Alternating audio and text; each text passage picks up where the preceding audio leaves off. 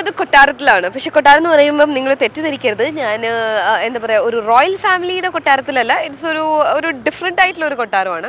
ട്രിവാൻഡ്രത്ത് നമ്മൾ വരുവാണെങ്കിൽ ഈ കൊട്ടാരം എറണാകുളം എത്തണ്ട, എറണാകുളം എത്തുന്നതിൻ്റെ ഒരു 16 കിലോമീറ്റേഴ്സ് മുന്നേ ആണ്.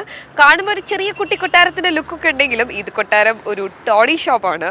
ആൻഡ് ദേ സെർവ് കരിമീൻ, ഞണ്ട്, ചെമ്മീൻ, താറാവ്, ഊണ് etcetera etcetera etcetera. And moreover food is awesome. Awesome means ഒരിക്കൽ ഞാൻ ടേസ്റ്റ് ചെയ്തിട്ടുണ്ടായിരുന്നു, but it was like parcelled one. And moreover സാധാരണ നമ്മൾ എല്ലാ ഹോട്ടലിലോട്ട് പോവുകയാണെങ്കിലും കൂടുതലും ആണുങ്ങളാണ് കുക്ക് ചെയ്യാറ്. പക്ഷേ ഇവിടെ അങ്ങനെയല്ല, ഇവിടെ കുക്ക് ചെയ്യുന്നത് പെണ്ണുങ്ങളാണ്. ആണുങ്ങളും കുക്ക് ചെയ്യുന്നുണ്ട്, but still there are ladies also cooking. തട്ടുമുട്ട് ആൻഡ് സം കപ്പ. വാട്ട് ഇസ് ദിസ് തട്ടുമുട്ട്? We have to go inside and check. So join me for good food. അപ്പൊ ചേട്ടാ ഇന്ന് എന്തോ ചേട്ടാ തട്ടുമുട്ട് പറഞ്ഞിട്ട് എന്തോ സംഭവമാണ് ചേട്ടാ? അത് ഈ പോത്തിന്റെ എരുമയുടെയൊക്കെ നെഞ്ചിന്റെ ഭാഗത്തുള്ള നമ്മൾ കടിച്ച മുറിയുന്ന എല്ലിന്റെ കഷ്ണങ്ങളുണ്ട്. ഈ സാധനങ്ങള് ഈ ഇറച്ചി കെട്ടുകാരും ഇല്ലെങ്കിൽ ഈ സാധനം പ്രിപ്പയർ ചെയ്യുന്ന ആൾക്കാർ ഇത് വെറുതെ കളയും. അപ്പൊ ഞങ്ങളെ പോലുള്ള ആൾക്കാർ അതൊരു വെറൈറ്റി ആയിട്ട് ആ സാധനം കളക്ട് ചെയ്ത് അതിന്റെ കൂടെ കപ്പയും കൂടി മിക്സ് ചെയ്തിട്ട് ഒരു പുതിയ ഐറ്റം ഉണ്ടാക്കി. കപ്പ ബിരിയാണി പോലെയാണോ? കപ്പ ബിരിയാണി അങ്ങനെ വേണേ അങ്ങനെ പറയാം. പക്ഷെ നമ്മൾ അതിനെ ഈ ഇറച്ചി വീട്ടുകാരുടെ ഒരു ഭാഷയാണ് ഈ തട്ടുമുട്ടെന്ന് പറയുന്നത്. തട്ടുമുട്ട്. അപ്പൊ നമ്മളും അതിന് ആ തട്ടുമുട്ടെന്നാണ് പറയുന്നത്. അതിപ്പോ വല്ലപ്പോഴാണ് ഇവിടെ പ്രിപ്പയർ ചെയ്യുന്നത്. ആവശ്യക്കാരിങ്ങനെ പതുക്കെ പതുക്കെ ആയി വരുന്നതേ ഉള്ളൂ. അപ്പൊ അതൊരു സ്പെഷ്യാലിറ്റി ആയിട്ട് നമ്മളിപ്പോ അത് കൊണ്ടുനടക്കാൻ തീരുമാനിച്ചിട്ടുണ്ട്. അപ്പൊ ഇപ്പൊ ഞങ്ങൾക്ക് വേണ്ടിട്ട് അതാണ് ഉണ്ടാക്കാൻ പോകുന്നത്. Only for us is making that തട്ടുമുട്ട്. പിന്നെ അത് കൂടാണ്ട് നിങ്ങൾക്ക് വേണ്ടിട്ട് വേറെ ഐറ്റം കൂടിയുണ്ട്. ഈ ഇതിന്റെയൊക്കെ ബോട്ടി എന്ന് പറയുന്ന ഒരു ഇത് ഇതിന്റെ കുടലാണ്. അത് നല്ല രീതിയിൽ ക്ലീൻ ചെയ്തെടുത്തതിന് ശേഷം നമ്മൾ അത് വേണ്ട രീതിയിൽ പാകം ചെയ്ത് ആൾക്കാരുടെ മുമ്പിൽ കൊണ്ടെത്തിക്കുന്നത് വളരെ സ്വാദിഷ്ടമായിട്ടുള്ളൊരു ഫുഡായിട്ട് ഇപ്പൊ മാറിയിട്ടുണ്ട്. We don't have any time. ഇനിയിപ്പോ സമയം ഒട്ടുമില്ല, കാരണം ഇത് ഉണ്ടാക്കാൻ കുറെ സമയം എടുക്കും. So we will directly enter the kitchen. Kitchen എവിടെയാ ചേട്ടാ?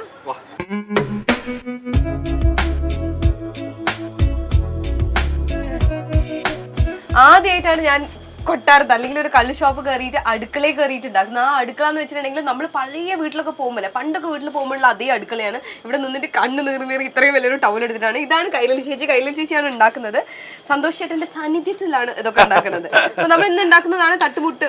അല്ല, ഇന്നിപ്പോ ആദ്യം ഉണ്ടാക്കുന്നത് ബോട്ടി. Okay okay. ഇത് കുറച്ച് പച്ചമുളകും ഇഞ്ചി വെളുത്തുള്ളി ചതുക്കിയത്, നല്ല നാടൻ രീതിയിൽ നമ്മൾ ശരിക്കും പറയുകയാണെങ്കിൽ അമ്മിയിൽ ഇട്ടിട്ട് ചതുക്കിയത് അല്ലെ. പിന്നെ വെളിച്ചെണ്ണ അല്ലെ, വെളിച്ചെണ്ണ വെച്ച്. ശരി, എന്നിട്ട് ഇത് ആദ്യം ഇടുവോ ചേച്ചി? ഇത് ആദ്യമായിട്ട് മൂപ്പിച്ചിട്ട് പിന്നെ കുറച്ചും കൂടി വെളിച്ചെണ്ണ വെച്ച് ഇതിങ്ങനെ കുറച്ച് ഇട്ടാ മതിയോ? ഇതെല്ലാം ഒരു കൈക്കണക്കാണ്. ഇതിന്റെ ഇടയ്ക്ക് ഇങ്ങനെ ഇടയ്ക്കിടയ്ക്ക് അടുപ്പ് ഊതി കൊടുക്കണം. You guys can not imagine what is the kind of a heat we have in this അടുപ്പ്. ബിക്കോസ് ചൂടെടുത്തിട്ട് കണ്ണും ഇങ്ങനെ ഇതായിക്കൊണ്ടിരിക്കുക. ചേച്ചി പക്ഷെ ഒരു പ്രശ്നമില്ലാതെ ഇങ്ങനെ നിൽക്കുന്നേ. ചേച്ചിക്ക് സ്ഥിരം ശീലമായി, ചേച്ചി എല്ലാ ദിവസവും ഇതിനകത്തല്ലേ നിൽക്കുന്നത്. ഈ ചെമ്പിലല്ലേ ഉണ്ടാക്കുക? ഓ, ഇത് എന്ത് ചൂടാ. ഈ തീ ഇത് മതിയോ? ഇനിയിപ്പോ പതുക്കെ പതുക്കെ അത് കൂടി വരും. ശരി.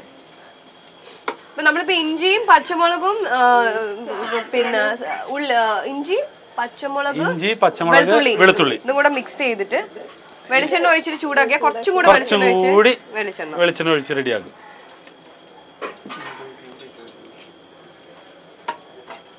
ഇനി നമ്മൾ ഇതെല്ലാം ഇടാം. ഓ, ഇനി സവാള ഇടണം. ഓക്കെ. ഇവിടെ ഉള്ളി എത്ര? ഞാനൊരു കൈക്കണക്ക് നോക്കാം. ഒരു കൈക്കണക്ക് ഇത്ര മതിയോ? മതി. നമ്മൾ അത്രയും പോട്ടി എടുത്തിട്ടുള്ളൂ. നമ്മൾ ഇത് അരിഞ്ഞു വെച്ചേക്കണം. ഇതിൽ കൂടുതലാണെങ്കിൽ അത്ര ഇടാൻ വേണ്ടിട്ട് അഡ്വാൻസ് ആയിട്ട് അരിഞ്ഞു വെച്ചിരിക്കുന്നത്. ശരി.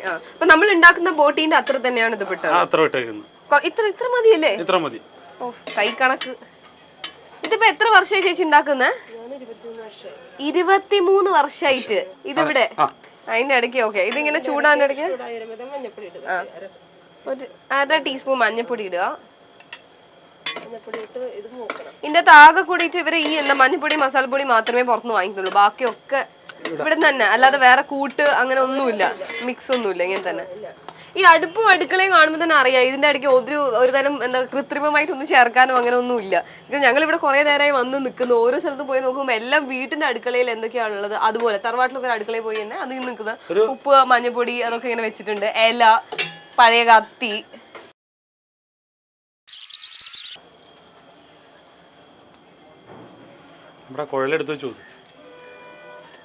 ഇപ്പൊ നല്ല മഞ്ഞ കളറായി വന്നിട്ടുണ്ട്. ഓയിൽ ഇങ്ങനെ ഇനി മുളക് പൊടി. സന്തോഷേട്ടൻ ഇപ്പൊ നിന്ന് പഠിച്ചല്ലേ? പതുക്കെ. ഇനിയിപ്പോ ഭാര്യനങ്ങളായിരിക്കില്ല പഠിപ്പിച്ചെടുക്കണ്ടാവ. ഒരു 3 സ്പൂൺ മുളക് പൊടി. ആദ്യം മഞ്ഞപ്പൊടി ഇട്ട് കുറച്ച് നന്നായിട്ട് വഴറ്റി എന്നിട്ട് ശേഷമാണ് മുളക് പൊടി ഇട്ടിട്ട് വഴറ്റുന്നത്. ഇനിയിപ്പോ മല്ലിപ്പൊടി വന്നിട്ടുണ്ട്. ഇതപ്പോ സൺഡേ ഒക്കെ ഉണ്ടാവോ? ഞായറാഴ്ച ഒക്കെ എല്ലാ ദിവസവും ഉണ്ടാവും. ഞങ്ങൾക്ക് ആകെ 4 അവധിയുള്ളൂ. ഗാന്ധി ജയന്തി, ഗാന്ധി സമാധി, ഗുരു ജയന്തി, ശ്രീനാരായണ ഗുരു സമാധി, ദുഃഖ വെള്ളിയാഴ്ച. 5 അവധി. ഈ 5 അവധി. അപ്പൊ ഇനി മല്ലിപ്പൊടി ഇടാനുള്ള സമയം എത്ര മല്ലിപ്പൊടി ഇടണ്ടേ? 3 ടീസ്പൂൺ. 2 3 മതിയോ? മതി. ഇനി 2 സ്പൂൺ മസാലപ്പൊടി. ഇതെന്ത് മസാലയാ? ഇത് നമ്മള് ഇവിടെ മേടിക്കുന്ന ഗ്രാമ്പു, ഏലക്ക, കറുവ, തക്കോലം, പിന്നെ ജാതിപത്രി, പെരിഞ്ചീരകം. ഇത്രയും എല്ലാം കൂടി ഇവിടെ തന്നെ പൊടിച്ചിട്ടുണ്ടാക്കും. ഇവിടെ തന്നെ ഈ ഒരലിൽ തന്നെ പൊടിച്ചിട്ടുണ്ടാക്കും. ഒരലാണ്. ഈ മസാലക്കൂട്ട് എത്ര ഇടണോ? 2.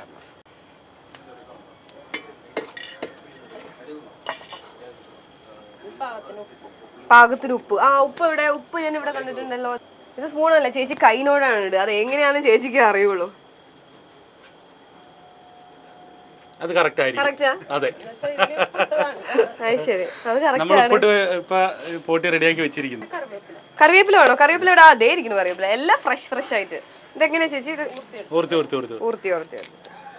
ഇട്ടോ, ആവശ്യത്തിന് ഇട്ടോ. വേപ്പില കൂടിയാലും കറിക്ക് ദോഷമൊന്നും വരില്ല.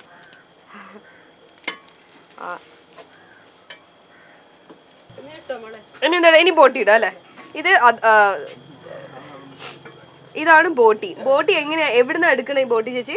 ഇത് എങ്ങനെയാ വരുമ്പോ സന്തോഷേട്ടാ? ഇറച്ചി മേടിക്കുന്ന കടയിൽ നിന്ന് തന്നെ ഈ ബോട്ടി അത് പ്രത്യേകിച്ച് ക്ലീൻ ചെയ്ത്. ഇത് ഏതിന്റെയാ? ഇത് പോത്ത്, എരുമ, ഈ സാധനങ്ങളാണ് നമ്മളിവിടെ ഇറച്ചിയായിട്ട് വാങ്ങിക്കുന്നത്. ആ ഇറച്ചിക്കാരുടെ അടുത്ത് തന്നെ പറഞ്ഞ് ഈ സാധനം ഇത് ഇപ്പൊ പോട്ടി എന്ന് പറയുമ്പോൾ തന്നെ ആൾക്കാർക്ക് മനസ്സിലാവും. അതിൻ്റെ അകത്തുള്ള എല്ലാ പശു തിന്നുന്ന സാധനങ്ങളെല്ലാം എത്തപ്പെടുന്ന ഒരു കുഴലാണ്.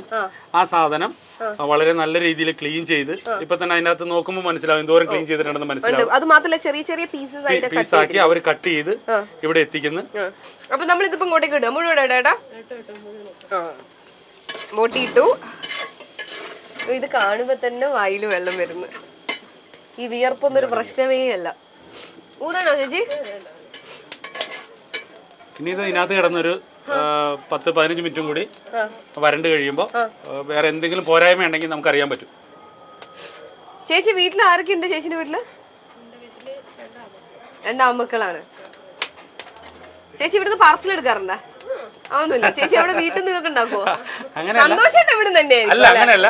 നമ്മൾ ഇവിടുന്ന് ഇപ്പൊ ഞങ്ങൾക്ക് എല്ലാവർക്കും ഇവിടുത്തെ തൊഴിലാളികൾക്ക് എല്ലാവർക്കും ഇവിടെ ഉച്ചയ്ക്ക് ഊണ് ഇവിടുന്നാണ്, രാവിലത്തെ ഫുഡ് ഇവിടുന്നാണ്. ഞങ്ങളുടെ ഓണർ ആ കാര്യത്തില് എല്ലാവരും ഇവിടെ തന്നെ കഴിച്ചിട്ട് പോകണം എന്ന് പറയുന്ന ഒരാളാണ്. ശരിക്കും രാത്രി ഭക്ഷണം മാത്രമാണ് നമ്മുടെ വീടുകളിൽ കഴിക്കുന്നത്. ഉപ്പ് വേണോ വേണ്ടയോ എന്നുള്ളത് ഞാൻ നോക്കിട്ട് പറയാവേ.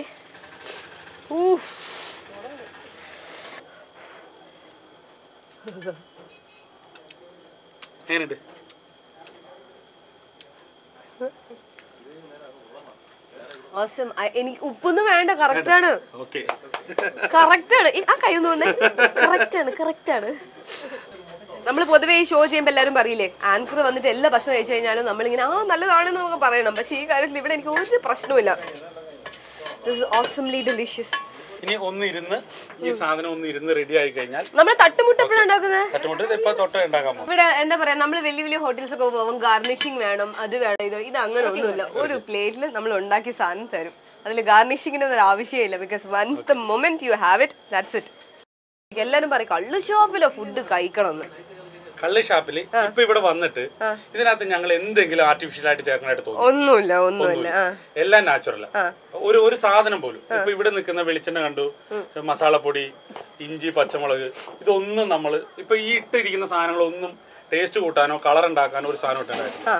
നേരെ മറിച്ച് പോട്ടി വേറെ എവിടെയെങ്കിലും ചെന്നുണ്ടാക്കിയാൽ ചിലപ്പോൾ ചുവപ്പ് കളറായിരിക്കാം, ചിലപ്പോൾ വേറെ എന്തെങ്കിലും കളറായിരിക്കാം. യഥാർത്ഥത്തിൽ വെച്ച് കഴിഞ്ഞാൽ ഉള്ള കളർ ഇതാണ്. യഥാർത്ഥത്തിലുള്ള ടേസ്റ്റ് ഇപ്പൊ രുചിച്ച് നോക്കിയപ്പോ മനസ്സിലായിട്ടുണ്ടാവും. യഥാർത്ഥത്തിലുള്ള ടേസ്റ്റ് അപ്പൊ നാച്ചുറൽ ആണ്. ഇതിന്റെ അകത്ത് കൃത്രിമത്വം ഇല്ല. ഫ്രീസ് ചെയ്യാത്തത് കൊണ്ട് ഒരു പ്രത്യേക ടേസ്റ്റ് ഉണ്ട്, ഗ്യാസിൽ വെക്കാത്തത് കൊണ്ട് ഒരു ടേസ്റ്റ് ഉണ്ട്, നാച്ചുറൽ സാധനങ്ങൾ ചേർക്കുന്നത് കൊണ്ട് ഒരു ടേസ്റ്റ് ഉണ്ട്. ഇത് മൂന്നും കൂടി കൂടുമ്പോ കൈപുണ്യം കൂടെ കൂടുമ്പോ കറക്റ്റ് സ്ത്രീകളാണ് ഉണ്ടാക്കുന്നത്. അവരുടെ കൈപുണ്യം ഇപ്പൊ ഞാൻ പറഞ്ഞില്ല, ഒരു പുരുഷൻ ഉണ്ടായി കഴിഞ്ഞാൽ ഇത്രത്തോളം ഭംഗിയാവില്ല. ഇത് പറയുന്ന പുരുഷനും അധികം അതാണ് ഒരു പോയിന്റ്. എന്തായാലും അവരുണ്ടാക്കുന്നത് കൊണ്ട് ആൾക്കാർക്ക് ഞങ്ങളെ ഒരു പെസക് പറയാനായിട്ട് ഞങ്ങൾക്ക് ഇന്നേവരെ ഒരു അവസരം ഉണ്ടാക്കിയിട്ടില്ല. ഇല്ല, ആരും പറയൊന്നുമില്ല. അതുപോലെ തന്നെ ഇവിടെ വന്നിട്ട് ഇനി എങ്ങനെ കഴിക്കും? അതിന് മുന്നേ നമ്മൾ തട്ടുമുട്ട് ഉണ്ടാക്കാൻ പോയതിന് ചേച്ചി വെളിച്ചെണ്ണ ഒഴിക്കാൻ കുറെ നേരെ വെയിറ്റ് ചെയ്യണേ. വെളിച്ചെണ്ണ ഒഴിച്ച്